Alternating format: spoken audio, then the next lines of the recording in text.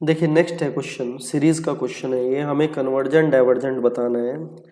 इसके लिए काफ़ी टेस्ट हैं। जैसे सबसे पहले आता है simple d'Alembert ratio test. D'Alembert ratio test fail हो जाए तो राबिश टेस्ट लगाते हैं। गास टेस्ट भी है, ठीक है जी। लोगरिथम टेस्ट भी है।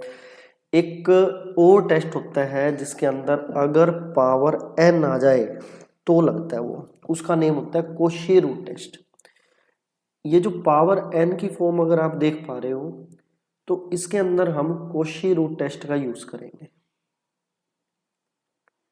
कोशी रूट टेस्ट के अकॉर्डिंग सबसे पहले आपको बता देता हूं कोशी रूट टेस्ट क्या होगा कि अगर ए एन कोई भी सीरीज है और उस पे अगर लिमिट लगाई जाए ए एन की पावर 1/n करके, ठीक है, जिससे कोई भी लिमिटिंग वैल्यू एल आए, उसके अंदर डिपेंड करता है कि एल 1 से लेसर है, 1 से ग्रेटर है या 1 के इक्वल है। अगर 1 से लेसर हुई, लेस देन 1 हुई तो कन्वर्जेंट होगा। ग्रेटर देन 1 हुई तो डाइवर्जेंट होगी। ग्रेटर देन 1 में ही केस इन्फिनिटी का भी आ जाता है तो भी डाइवर्जेंट होगी। और अगर इक्वल टू 1 हो गई तो कोशी रूट टेस्ट फेल हो जाए। तो फिर हम कोई और समाधान ढूंढते होते हैं कि कोई और टेस्ट लगा के देखते होते हैं कि कौन सा टेस्ट इसमें यूज होगा। ये तभी यूज होता है जब पावर एन की फॉर्म में हो और 1/n क्या करती है, उसे एलिमिनेट कर देती है। इसी वजह से हम इसको सिंपली यूज करते होते हैं। अब पावर एन की फॉर्म है तो कोशी रूट टेस्ट का हम यूज कर रहे हैं। देखिए हमें ए एन जो गिवन है, ए एन गिवन है हमें क्या,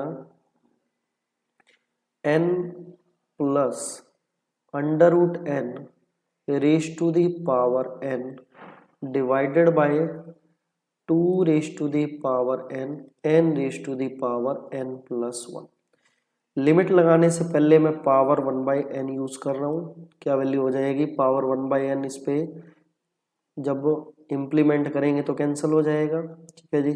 सिमिलरली 2 की पावर n इंटू में 1/n, पावर 1/n, ठीक है जी। तो क्या रह जाएगा 2, और n की पावर पे यहाँ क्या इफेक्ट पड़ेगा कि वो n plus 1 divided by n हो जाएगी पावर में। तो इसको अगर सोल्व करें तो ये कुछ ऐसी वैल्यू है, n plus under root n divided by 2 to n की पावर 1 प्लस 1/n, ठीक है जी। और इसको अगर अलग अलग करें तो ए एन किसके इक्वल आया, ए एन इक्वल आ गया 1/2 तो हो गया बाहर, ठीक है जी।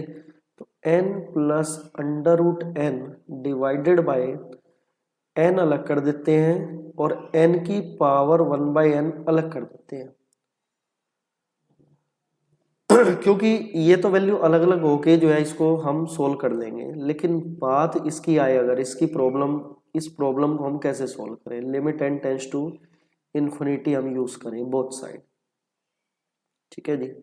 Limit n tends to infinity अगर यूज करें, इस पर भी यूज होगा। तो limit n tends to infinity इस पे यूज करें तो इसकी वैल्यू क्या आएगी, इसको हम अलग से सोल्व करके डायरेक्ट पुट कर देंगे, ठीक है। देखिए हम y लेट करते हैं, मैंने लेट किया y जो है वो किसके इक्वल है, limit n tends to infinity. Problem सिर्फ इसी की है, n की पावर 1/n की क्या होना चाहिए, आंसर क्या आना चाहिए। देखो वेरिएबल की पावर वेरिएबल हो तो हमारे पास एक रूल होता है हमेशा से कि लोग बोथ साइड ले करके वेरिएबल की पावर वेरिएबल को सोल्व कर सकते हैं, जिससे कि जो पावर है वो लॉग की प्रॉपर्टी के अकॉर्डिंग आगे आ जाती है। तो वैल्यू हमारे पास क्या बनेगी, limit n tends to infinity 1/n log n, ठीक है जी। या इसको हम लिख सकते हैं क्या, limit n tends to infinity log n/n, ठीक है जी। अगर पुट करें इन्फिनिटी तो log infinity, infinity divide by infinity, infinity by infinity form बन गई। और आप एल हॉस्पिटल रूल जानते हैं तो क्या हो जाएगा, ऊपर वाले का डेरिवेटिव अलग, डिवाइडेशन एन का डेरिवेटिव अलग। अब इन्फिनिटी पुट करें तो वैल्यू आ गई 1/इन्फिनिटी 0, लेकिन 0 किसके इक्वल आया, log y के इक्वल आया, ठीक है जी।